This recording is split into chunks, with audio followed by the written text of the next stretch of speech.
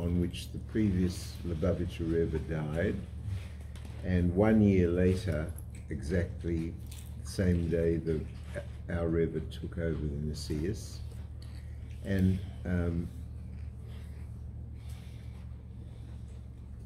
before the Frierdiker Rebbe, it said, I try and keep this shir very strictly to the Rebbe's words, or whoever in Chabad we learn, without any Kremnizer. So, because what's Kremnizer got to do with it?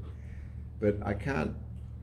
So I need to identify the fact that what I'm saying at the moment is not from the Rebbeim, but there are certain tzaddikim in history who have demonstrated that they knew the date of their death. They knew when they were going to die. There's a famous story with Reb Zusha of Napoli, that when he was dying, he told his close Hasidim that he was going to die the following Shabbos, and they all gathered around his Shabbos table for Tish, and at that, he was very poor. They were hanging off the rafters, and during some part of the Farbrengen, a big tear rolled down his cheek and plopped on the table, and his neighbor who was sitting next to him said, "Reb, I don't understand. You're crying and you know that you're going to Gan Eden." And so Reb Zusha turned to him and he said, "For you, my behavior would take me to Gan Eden. But the question that I have is whether for Reb Zusha will go to Gan Eden." In other words, being a tzaddik has a tremendous degree of responsibility attached to it, but certainly there were tzaddikim who knew when they were going to die. The Gemara talks about some. It appears that the Frierdiker Rebbe knew, because he handed out a series of Maimorim which were to be given out at certain times that were coming up at various yortzites and so on. I don't want to go through the whole history of this, it'll take too long and we won't get to the shir. But suffice it to say that many people regard this series of Maimorim, which are called Ba'osi Lagani, which means I came into my garden. These Maimorim are called Ba'osi Lagani. They were given by the Frierdiker Rebbe to the Rebbe to hand out on that Shabbos, and this Maimah is something that I want to try and take you through some aspects of it. Now, a lot of shuls have done, Chabad shuls have done this for the last 2 weeks. I know that there are people listening on the tape who will probably have been through much of this, so at the risk of being repetitive, I'm going to be saying some things that some people will know well. But it's important to understand this, that the Frierdiker Rebbe gave this Maimah out, and just so that you understand the enormity of what this Maimah is, it's in 20 oisis, 20 chapters, and the Rebbe so the Rebbe took the first chapter, number 1 out of the 20, and on his first Maimah that he gave as a Rebbe, he gave a whole Maimah on that first chapter, a whole Maimah of the same duration on just that first chapter. In the first chapter, the Frierdiker Rebbe talks about the Ikar Shekhinah. Ikar Shekhinah means the main part of God's presence. And the Rebbe asks this very obvious question: how can you talk about an Ikar Shekhinah? God's presence is God's presence. Is there going to be a main part of God's presence? What does it mean, a main part of God's presence? So he gave the whole Maimah on that first ois. The next year, the Rebbe gave a whole Maimah on the second ois, on the second chapter.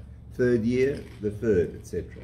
And he went through that for 20 years, from the 1951 to 1971. In 1972, the Rebbe started again and went through the whole series again, so that we have, for 40, it wasn't quite completed, I don't want to go into that yet, but we have basically these Maimorim repeated for 40 years on each one chapter of the original Mothership Maimah being expounded in great depth for each year. This year, and so after the Rebbe died, the Lubavitcher Hasidim learn the two corresponding Maimahs for the year. So this year ends in a Daled. This is a 4. So we do Chof Daled and Mem Daled, 1960, 64 and 1984. And a lot of Chabad Hasidim would feel very violated if they didn't learn that thoroughly, and a lot of Chabad shuls have shurim on it, etc. I'm going to take now. What's so special about these Maimorim? You can understand that if the Frierdiker Rebbe left a will, and his will was these Maimorim, then there's something very special about it.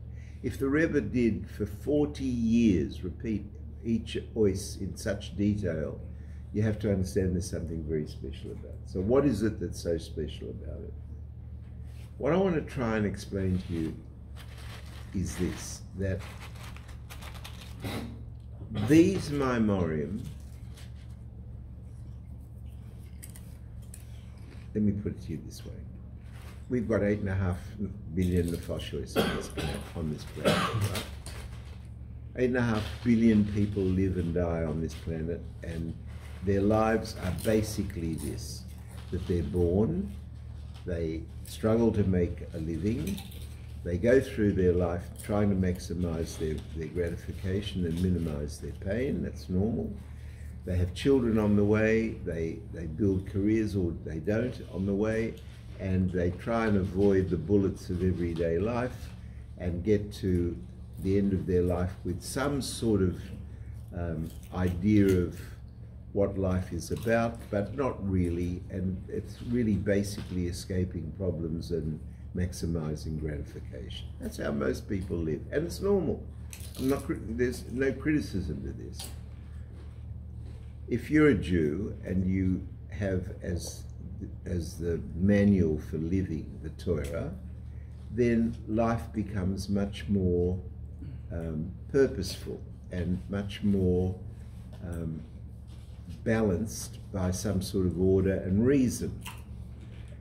If you learn Hasidus, if you're lucky enough to learn Hasidus, then life takes on a completely different dimension where there appears to be, where you get clued into the order that exists in the world, not the randomness that most people live with. Most people live totally random lives, depending on what happens to them from morning till night. That's how they react to it. They just react to it.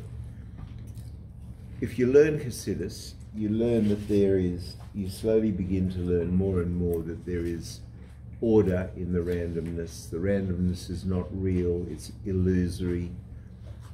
What is real is the order and the purpose and the reason for why we live. And if you become skilled in learning Hasidus, it's not an exaggeration to say that you begin to understand why you were born in the first place, and what your function is in life, and what your purpose is in life, and how you're going about doing your achievements in life.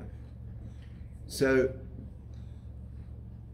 having said that, these Maimorim, these 20 oisius of the Mothership Maimah, plus all the depth that's fleshed out by the Rebbe every year for the 40 years, this is a absolute manifesto of how to live for a Jew.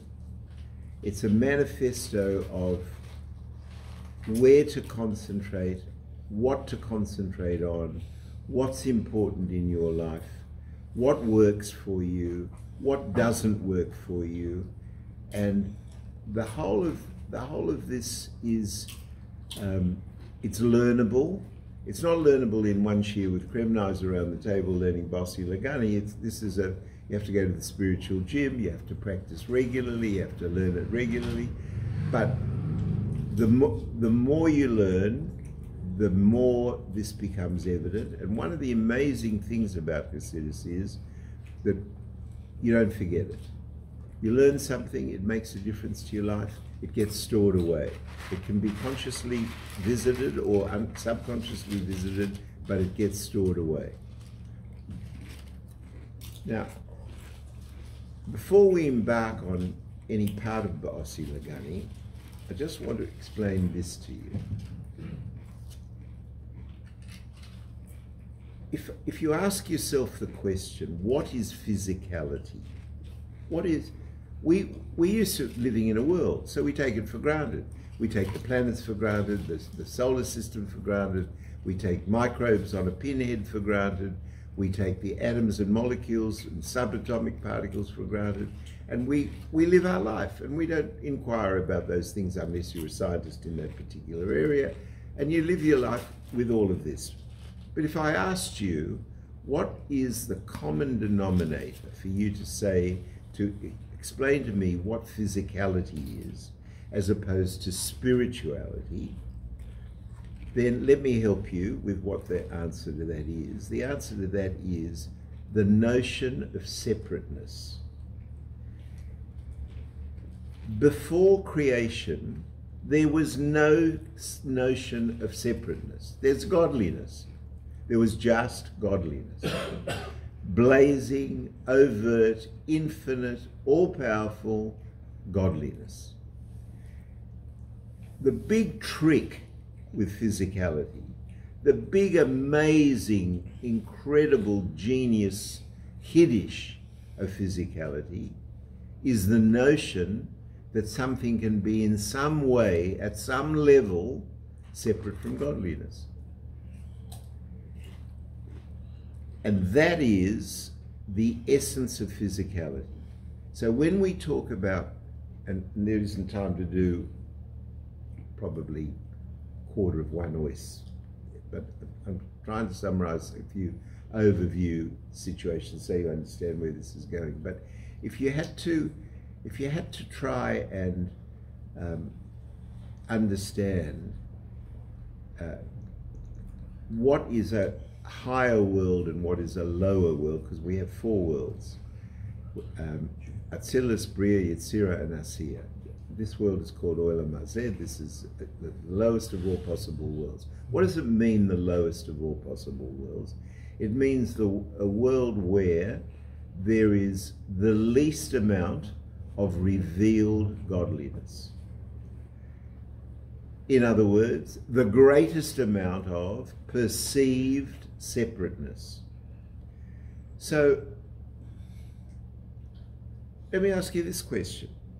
How can a person who is skilled in Hasidus and spirituality and Torah think of himself as me? What do you mean, me? Me means, I, Kremnaiser, Robert, Alex, whoever we've got to, you all think of yourselves, I think of myself, as me, as an I, separate. Can you understand that that is absolutely impossible? It's nonsense. Why? Because we have a saying, Ein oid milvadoi, there is nothing else but godliness. We have Torah that says that Hashem was the same before the world was created and exactly the same after the world was created. How can that be?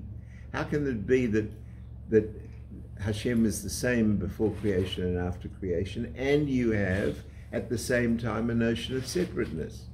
Stop a dog in the street and ask it whether it feels separate to godliness. You bark yes.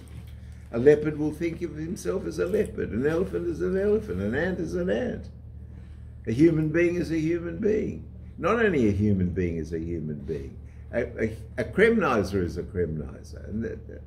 And when you think about it, it's a totally incredible impossibility, because either you have Einoid Mulvado, either you have only godliness, or you have separateness. How can you have both together? And yet we have both together.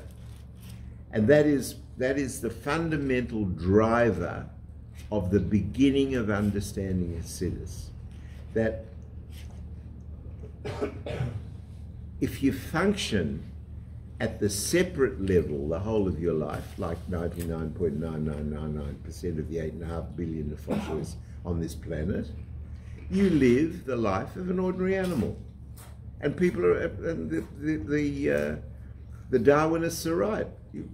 What's the difference between you and a gorilla, really? I mean, you have some clothes. The gorilla doesn't have clothes. But the gorilla eats very similar to the way we do, digests very similar to the way we do, copulates the way we do, procreates the way we do. What's the difference?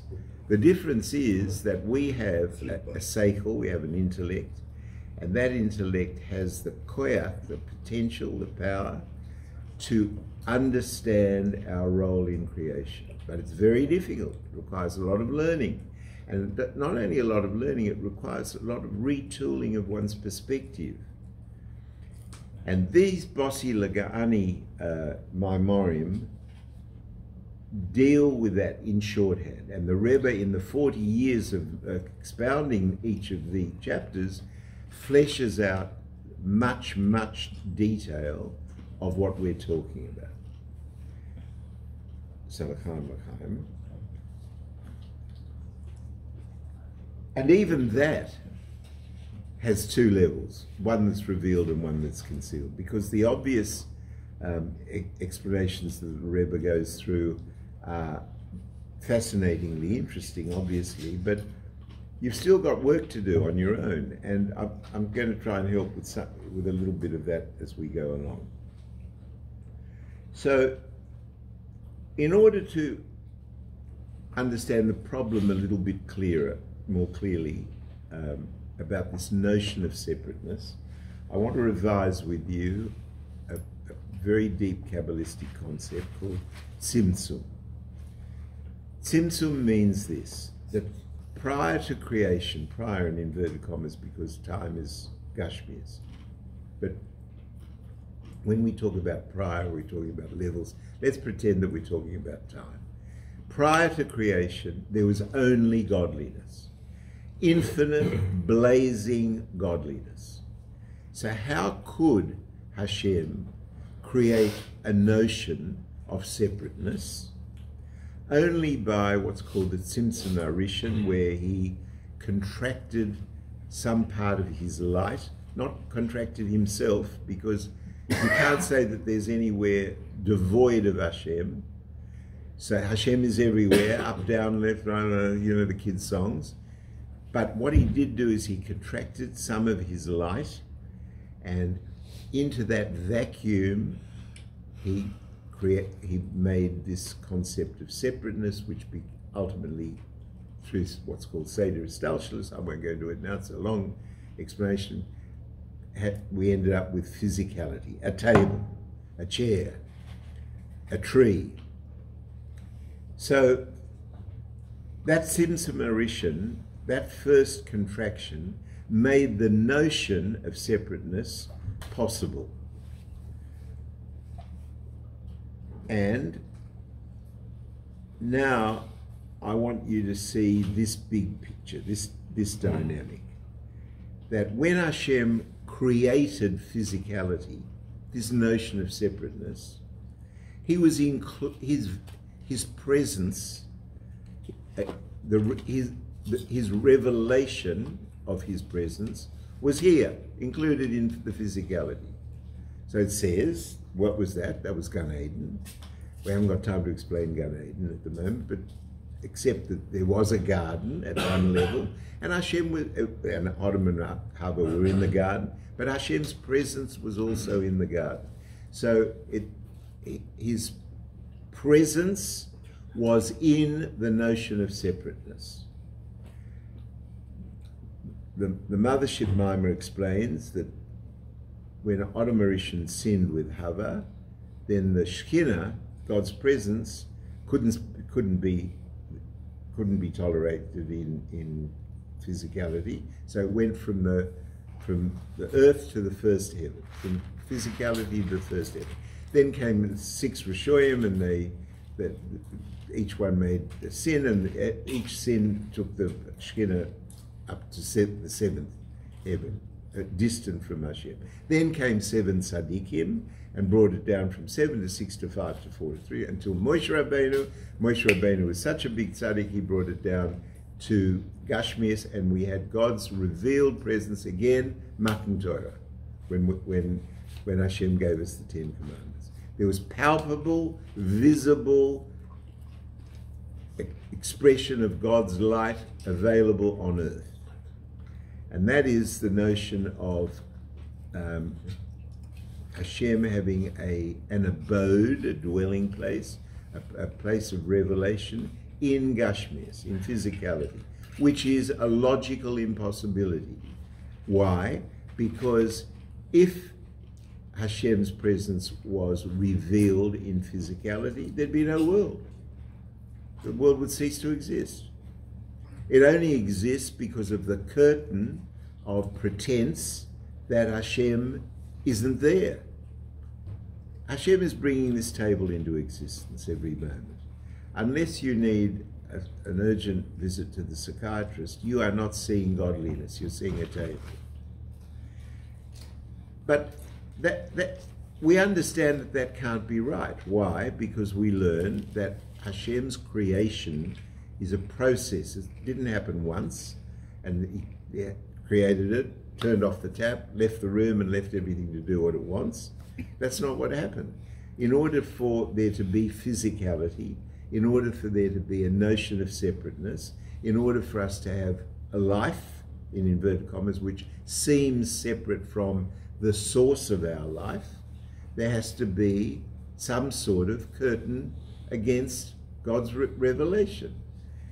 And he's bringing that curtain into existence every moment. And if he didn't, it would disappear.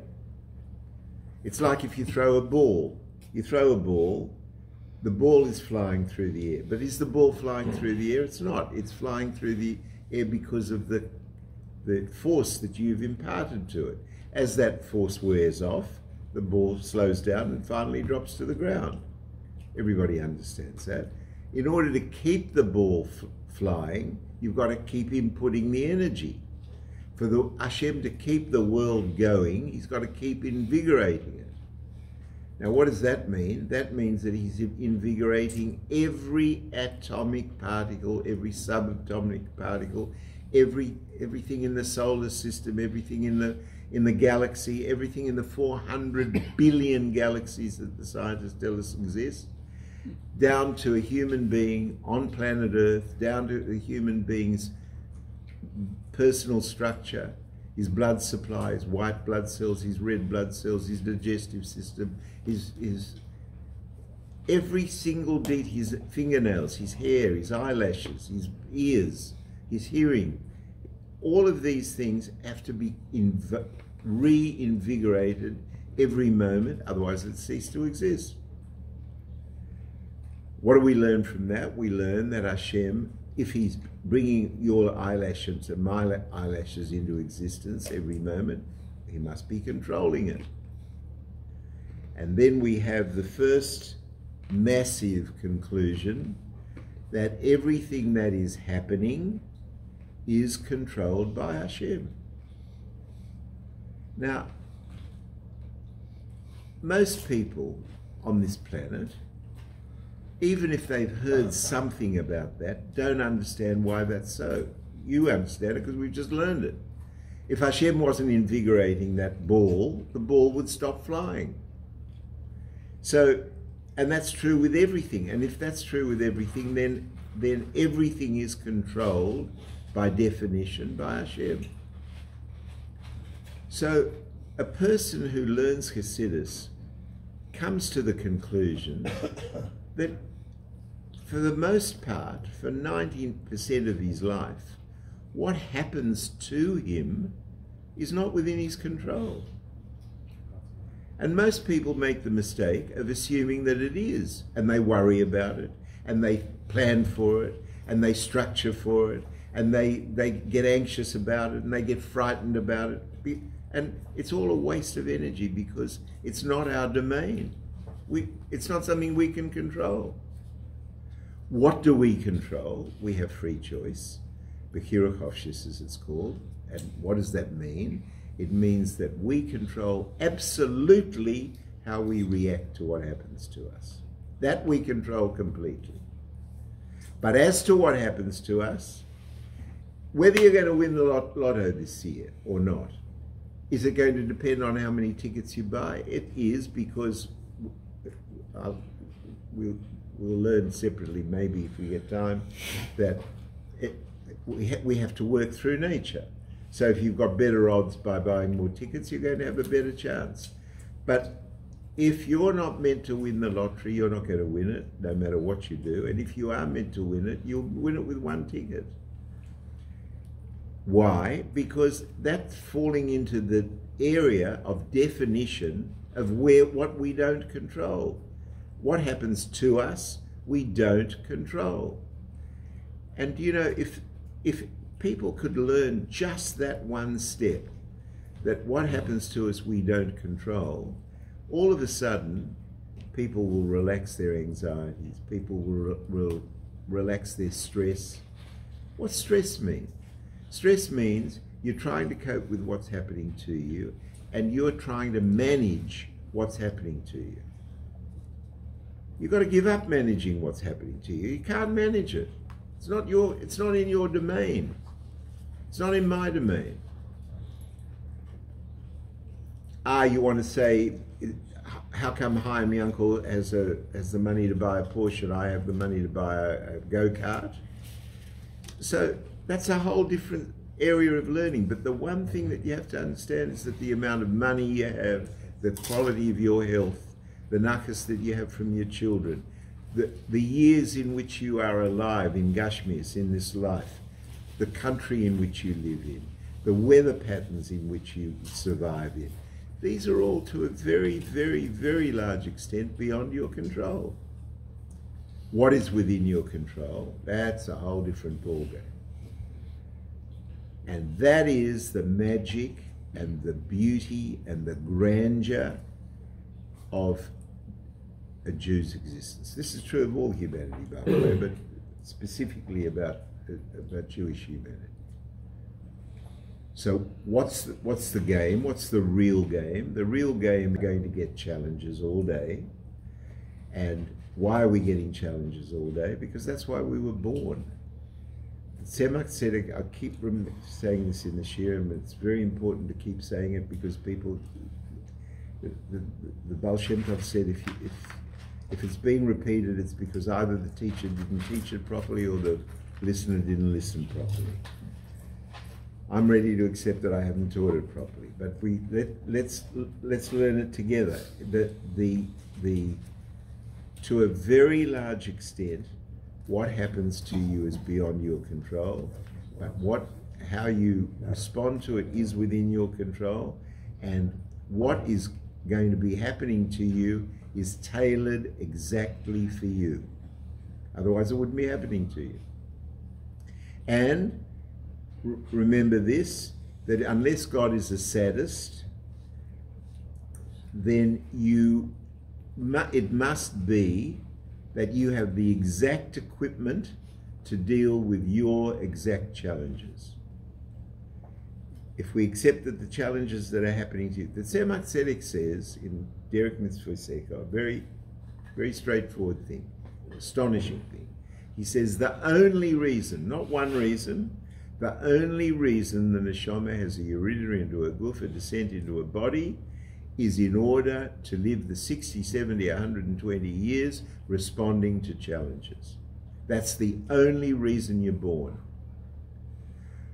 What are your challenges? I promise you they're going to be different from the guy sitting next to you. They're going to be different subtly different to everybody else on the planet who's ever lived. Otherwise, there'd be no reason for you to be alive. How do you know what your challenges are? I'll tell you how you know. It's your life.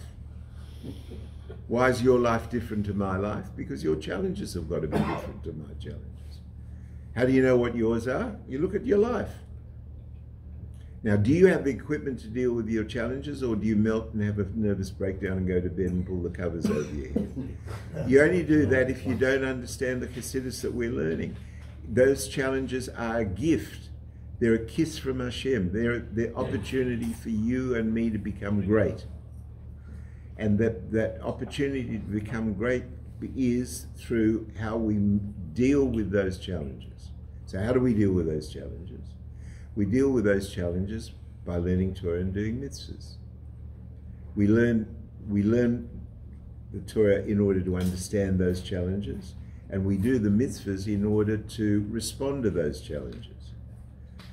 And the Frierdiker Rebbe in this Bossi Legani Mothership Maimah explains that there are two ways that takes place. There's the concept of what's called eskafia and the concept of what's called eschapcha. Eskafia means this: I lust for this piece of chocolate cake, but I'm not going to have it. Why? Because it's no good for me. It's no good for my life, it's no good for my wife, it's no good for my children. It's no good. So I don't have the chocolate cake. And when I say no to that chocolate cake, now, did I control that the chocolate cake came here? Even if you went to the shop and bought it, you don't control that the chocolate cake's there. Why? Because that's Hashem's. That's part of Hashem's doing. That's what's happening to you. Do you control whether you eat the chocolate cake or not? Absolutely.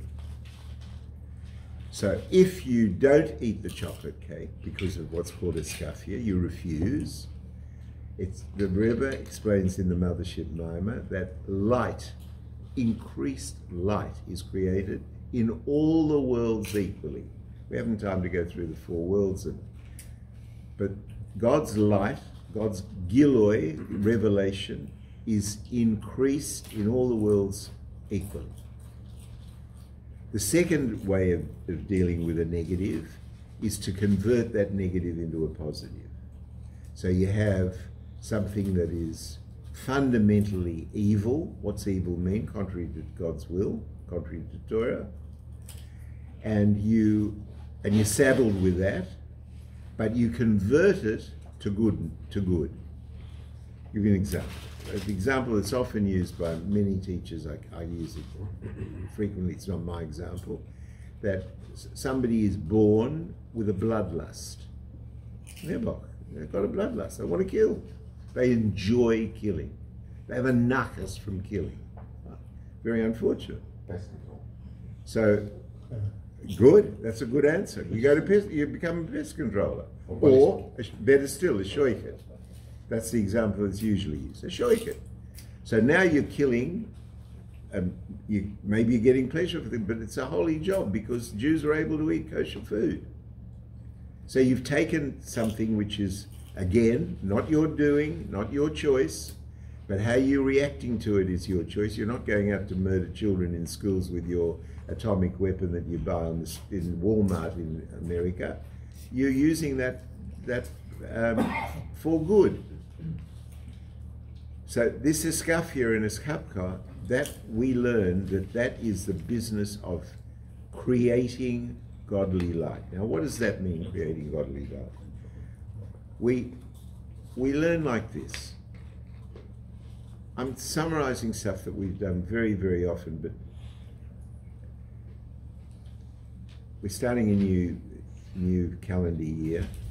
This is the 37th year of this year on Tuesday nights. Wow. So yeah.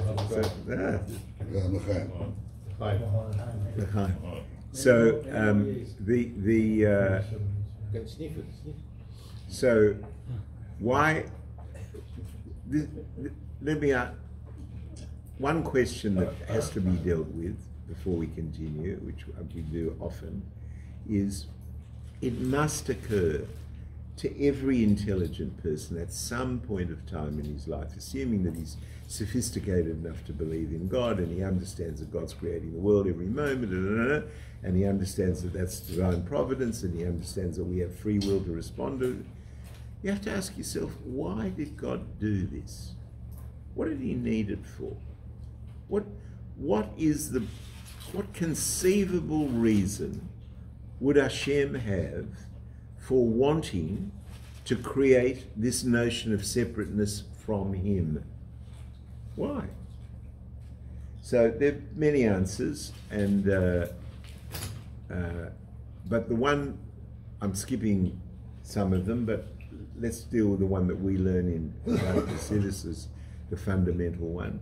It was in order to make what's called a Dira B'Tachtonim. It was in order to make a dwelling place for Hashem in the lowest possible world, which is the physical world. Why is it the lowest world? Because there's the least amount of godliness revealed.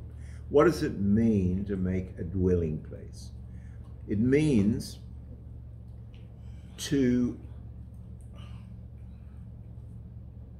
expose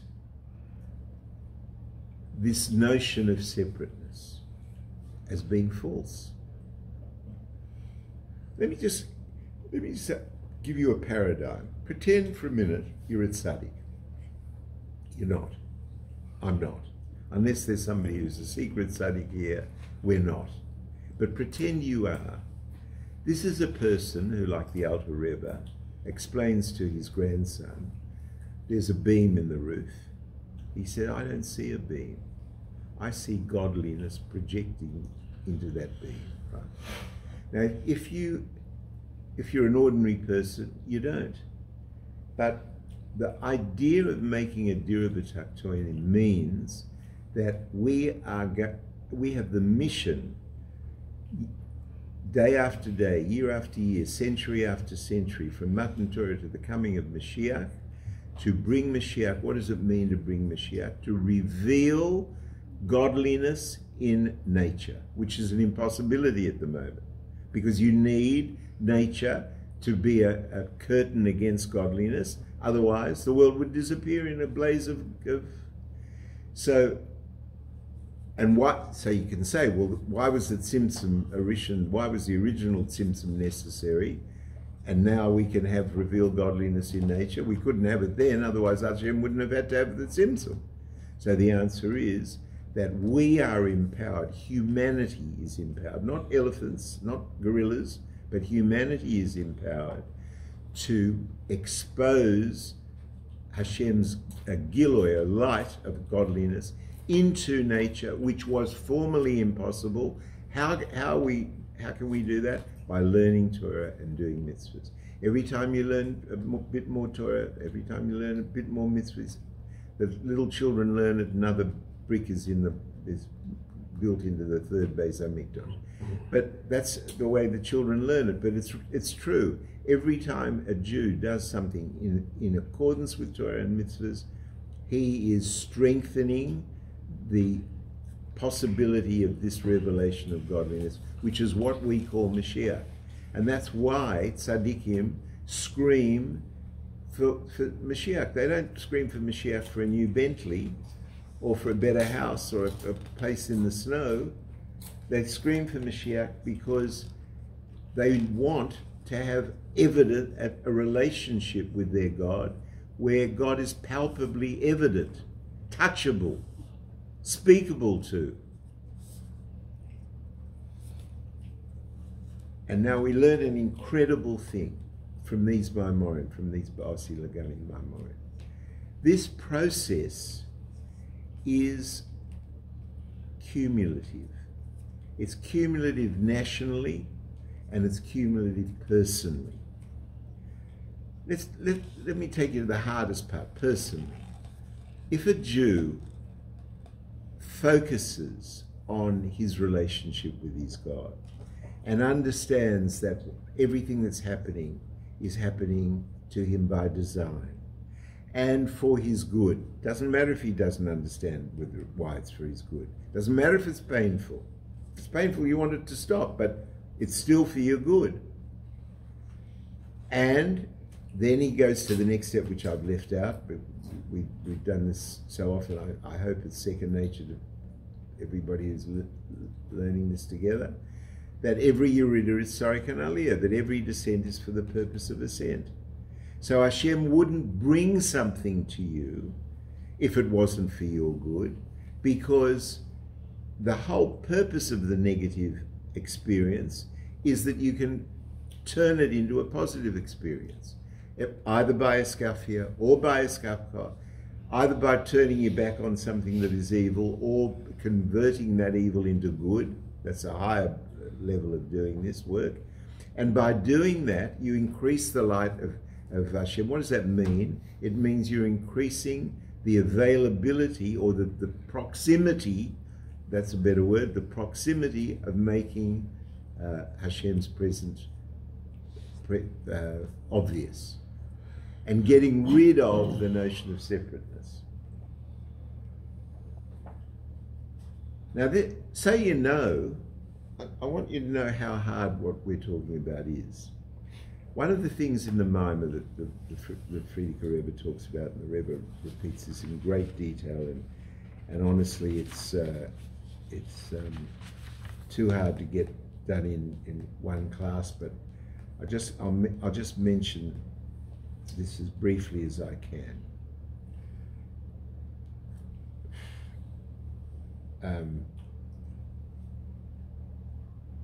When we talk about, one of the things in the Maimah is this. It says, I'll say it in Hebrew and translate it. It says, Asur li mikdash v'shochanti v'soicham. That means, make me a sanctuary and I'll dwell amongst you. That's the translation. It's not b'soichoi, it's b'soicham, which means amongst you. And the Rebbeim explain, what does it mean amongst you, not amongst it? It means amongst kol echad ve'echad miYisrael, amongst every single Jew, in every Jew's heart and soul. So let's do it again. Make me a mikdash, and I will dwell in you. This is exactly what we've been talking about. By learning Torah and doing mitzvahs, by a skafia and a skafka, by living a life where you are focused on your relationship with your God.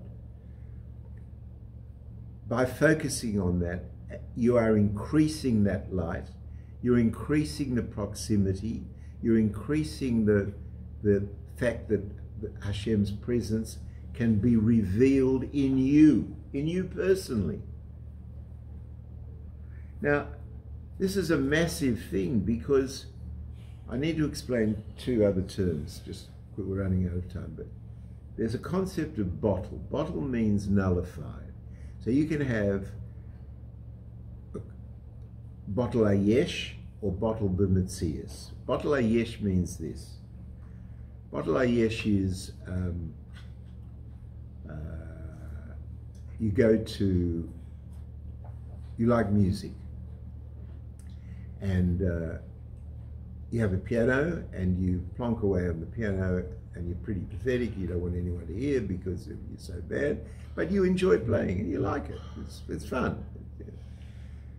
And then Arthur Rubinstein comes to your house and he plays, and you're sitting there listening to him and watching, his fingers flying over the keys, and your bottle, it's bottle ayesh. It means that your concept of you playing the piano is so overwhelmed by his playing the piano that your playing the piano is nullified in comparison. That's called bottle ayesh.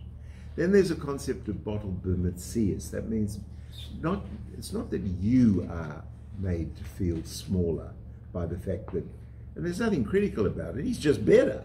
But he's so much better that you feel infinitely smaller than that. But then there's a separate level again. But there's still you. Or let's say that example of a lover. You love somebody. You love somebody desperately. And you are completely bottled to their needs. but there's still you. There still has to be a lover. Bottle b'metzias means that there's almost no you at all.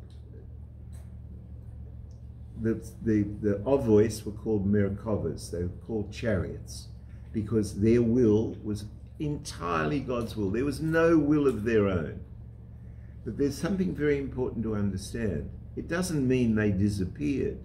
It doesn't mean there was no Avram Avinu. Avram Avinu was bottle b'metzias, but there was still Avram.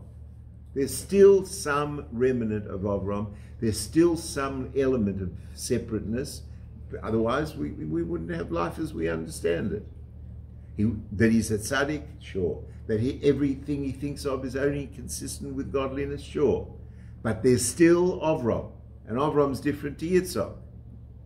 Avram's chesed, Yitzhak is gevurah. They're different. So even though they're bottled b'metzias, they still exist. When it says, Osu li mikdash v'shachanti b'soicha, make me a mikdash and I'll dwell amongst you, Hashem is saying, be bottled b'metzias to me, but still you have to exist. You still have to be you. So there's still going to be a notion of separateness, but it's not a clipper anymore. It's not a bad thing anymore. It's now, you're now sharing a common consciousness with your God.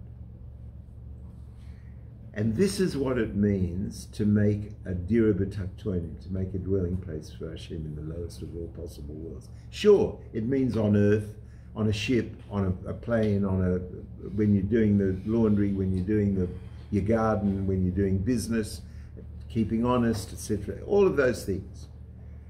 But deeper than that is, what about you personally? You're a takton. How do you know you're a takton? Because you have a feeling of separateness.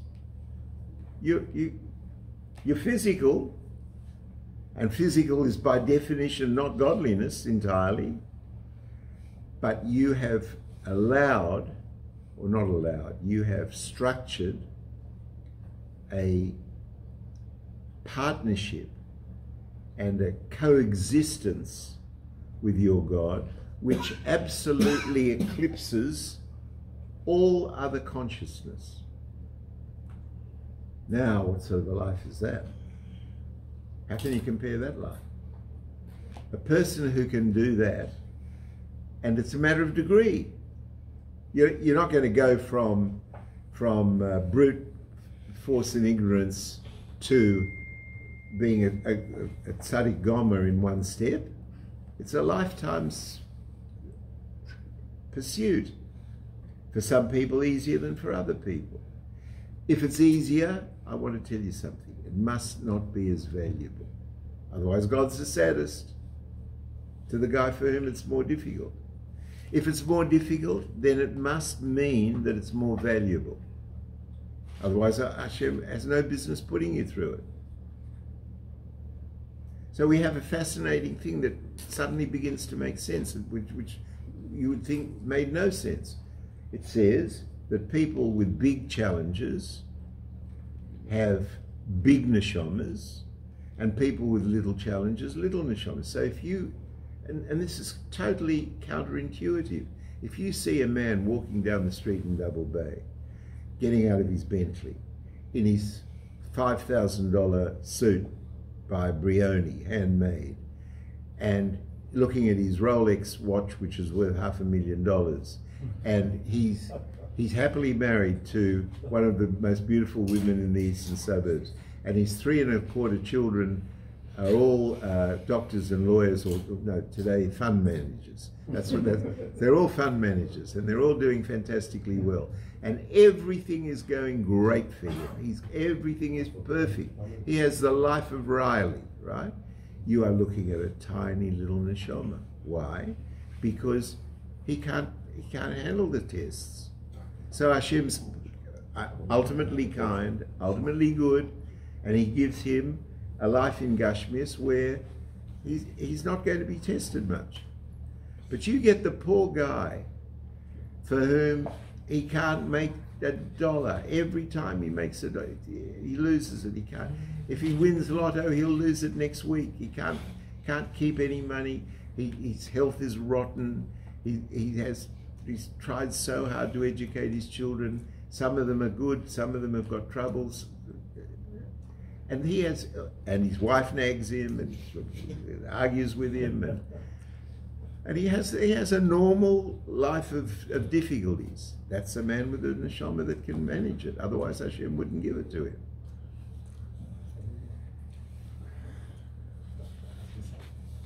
Now, I've run out of time, but I just wanted to explain to you that, like everything in life, the Torah that we learn is by Hashgacha Pratis. So when we have Yud Shvat, last Shabbos, this week is Parshas Beshalach. And Parshas Beshalach has in it, apart from many other things, it has the Kriyas Yam Suf, the splitting of the sea. What's the splitting of the sea in Hasidus? This needs 10 shiurim, but I'm going to try and do it in one sentence because it's so late. What's the splitting of the sea mean? We learn that there are two worlds. There's Alma Discassia and Alma Disgalia. Alma Discassia means the hidden world, and other world is called the revealed world. How do you know that there are two worlds? I'm overloading. I'm probably overloading you with this, and if you don't get all of this, don't worry. But for those that can follow it, let me load you up.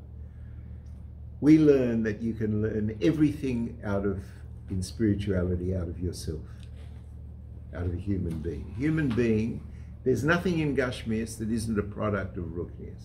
There's nothing in physicality that isn't a mirror or a projection of a source that comes from spirituality.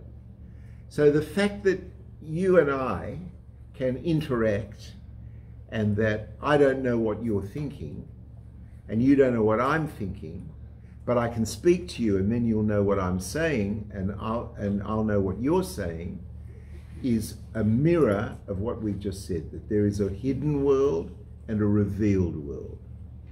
The hidden world contains all of God's activities that we don't understand, but which are for our good, even though we don't understand why they're for our good.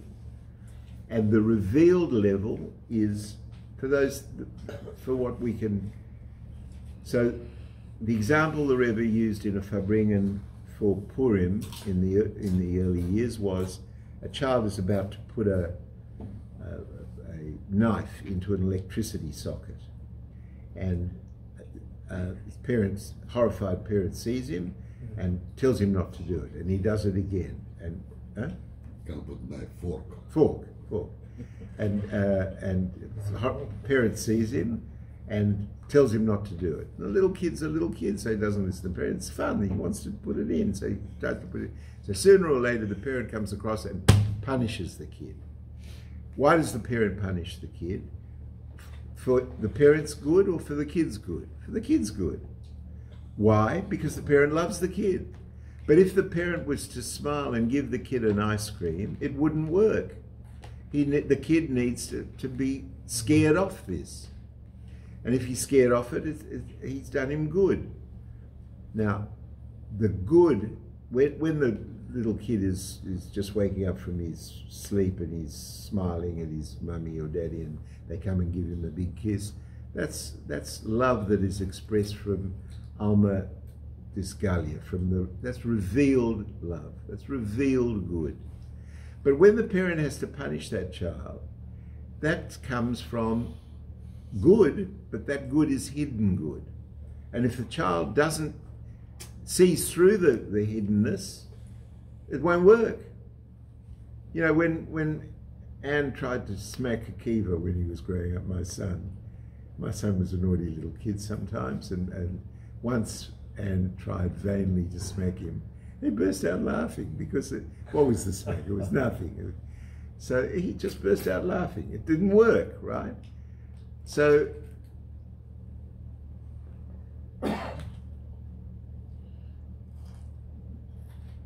we learn that nature has this concept of God being hidden. And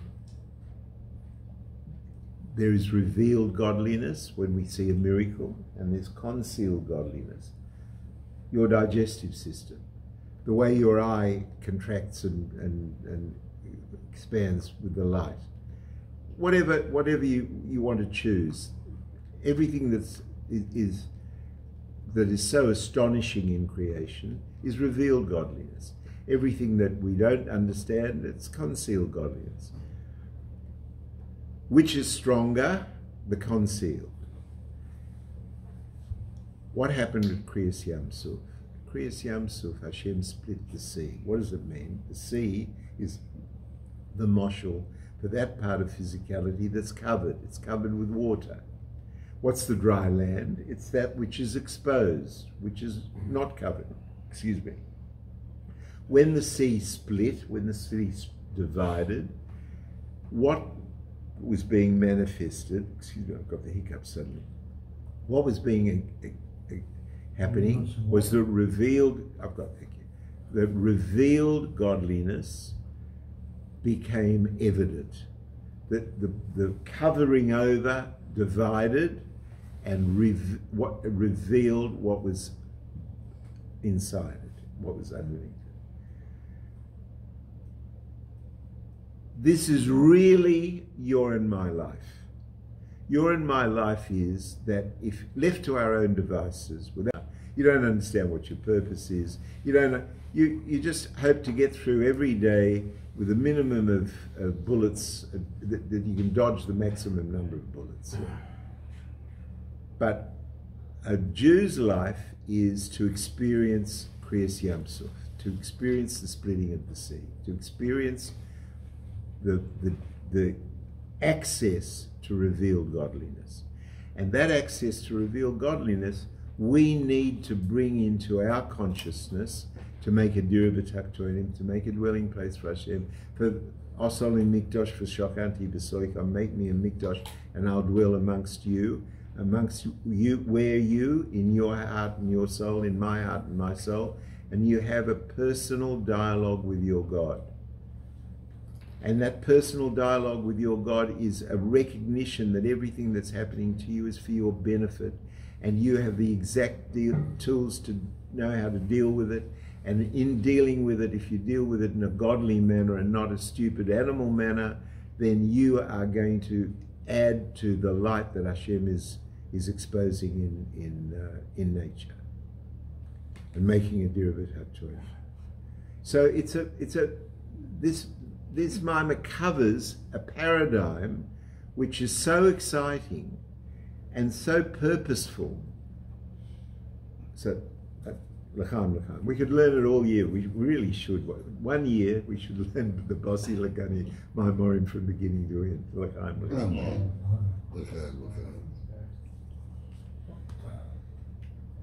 You don't understand what your purpose is. You just hope to get through every day with a minimum of bullets, that you can dodge the maximum number of bullets. But a Jew's life is to experience Kriyas Yam Suf, to experience the splitting of the sea, to experience the access to revealed godliness. And that access to revealed godliness, we need to bring into our consciousness to make a dira b'taktoinim, to make a dwelling place for Hashem. For Osol in Mikdosh, for Shokanti b'soikam, make me a Mikdosh, and I'll dwell amongst you, where you, in your heart and your soul, in my heart and my soul, and you have a personal dialogue with your God. And that personal dialogue with your God is a recognition that everything that's happening to you is for your benefit, and you have the exact tools to know how to deal with it.